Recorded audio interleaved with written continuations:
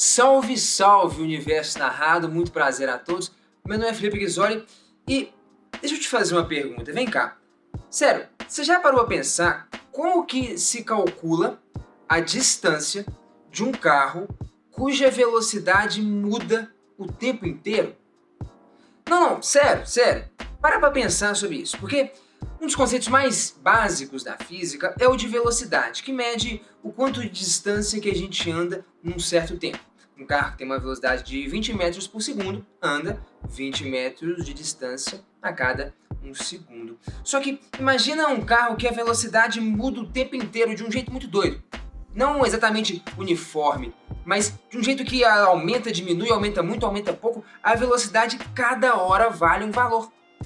É meio que impossível aplicar a equação D igual a VT, essa que você está querendo calcular. Por quê? Porque o V que aparece nela, cada hora vale uma coisa. E ele muda em intervalos de tempo muito rápidos. Se eu for olhar o movimento no instante, sei lá, t igual a 1 segundo, daí 1 milésimo de segundo a velocidade já pode ter mudado muito. E isso dificulta usar a equação D igual a VT, na verdade, impossibilita. Não faz sentido aplicar essa equação numa velocidade que muda o tempo inteiro. Como que a gente faz para calcular a distância que esse carro percorre?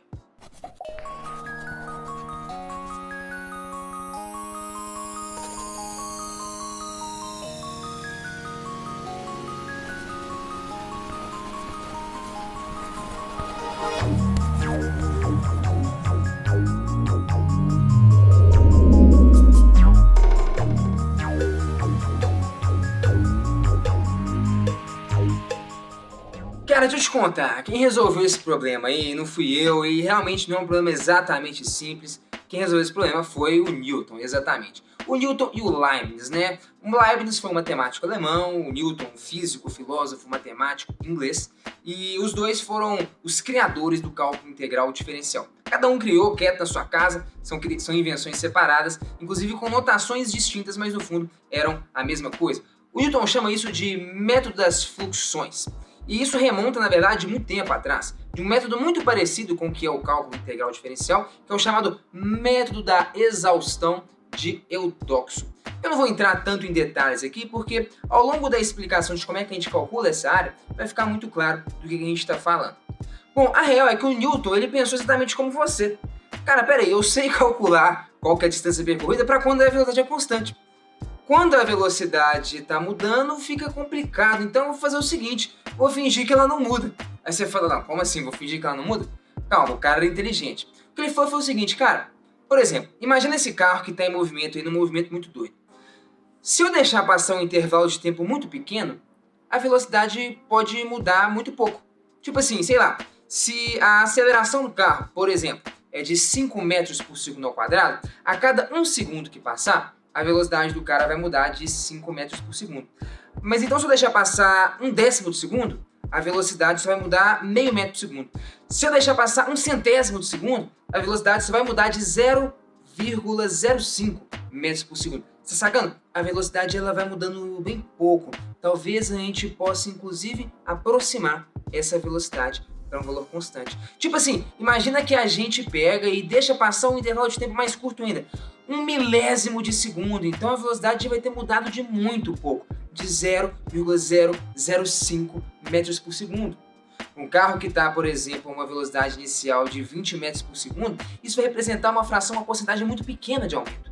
Mas enfim, imagina que você consegue analisar esse movimento num intervalo de tempo tão curto, mas tão curto, mas tão curto, que a velocidade praticamente não muda, como se não tivesse nem dado tempo suficiente dela mudar. Você fala, caramba, mas que intervalo de tempo é esse? 1 bilionésimo de segundo, não menos que isso, cara. 1 pentelésimo de segundo, um cabelímetro, um infinitesimal é o nome que o Newton deu para esse negócio aí.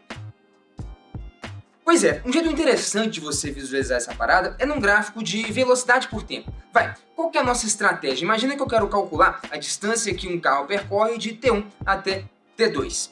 Bom, a ideia é que a velocidade vai mudando de T1 até T2, então eu não posso exatamente aplicar D igual a VT. Não se eu olhar o movimento como um todo, no qual a velocidade varia. Mas se eu avaliar um intervalo de tempo infinitesimal, tipo assim, de T1 até T1 mais 0,0000001 segundo ou menos do que isso, vai ter passado tão pouco tempo que a velocidade praticamente não vai ter mudado. Então aí eu posso usar o D igual a VT, porque ele vale quando a velocidade é constante. Se a velocidade praticamente não muda, eu devo poder usar esse negócio.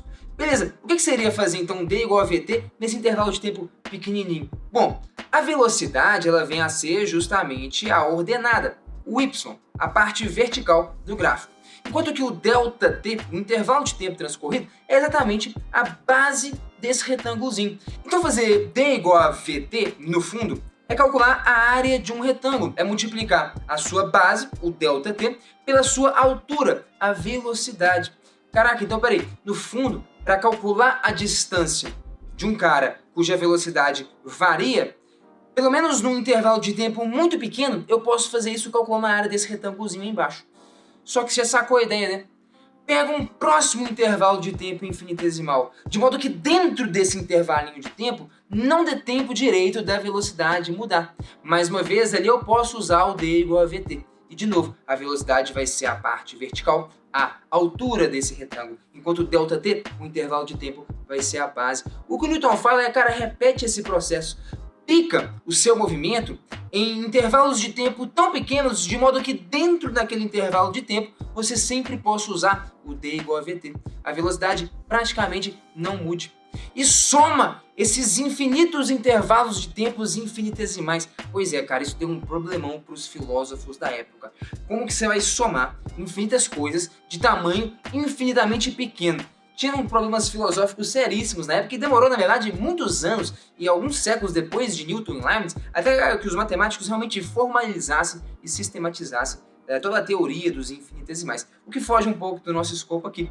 Mas o fato é que esse era o raciocínio do Newton. Eu sei calcular qual é a distância percorrida quando a velocidade é constante.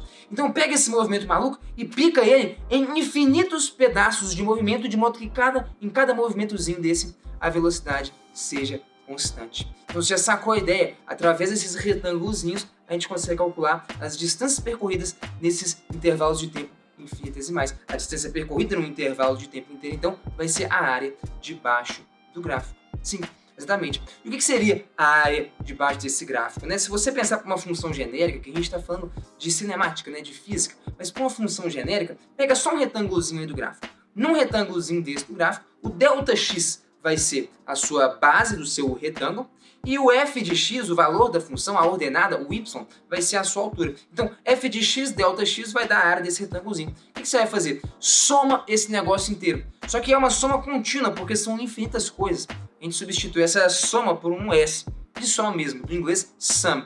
Isso é o cálculo integral. A gente só troca esse ΔX por um dx para falar que é um infinitesimal. É uma largura infinitesimalmente pequena. Se no lugar de f de x a gente tiver a velocidade em função do tempo, a integral de VDT vai dar pra gente justamente qual foi a distância percorrida num certo intervalo de tempo. Pois é, por mais que a curva possa ser muito maluca e você não consiga enxergar de imediato como que você vai calcular essa tal dessa integral, o que eu queria te passar aqui é a intuição por trás da coisa. Como que a gente pega e resolve um problema que a gente não sabia, dividindo ele em infinitos problemas que a gente sabe resolver. E depois você pega e soma tudo isso e junta esse quebra-cabeça. No primeiro momento, parece muito inteligente isso. Cara, pega um problema que você não sabe resolver, tenta dividir em problemas que você sabe.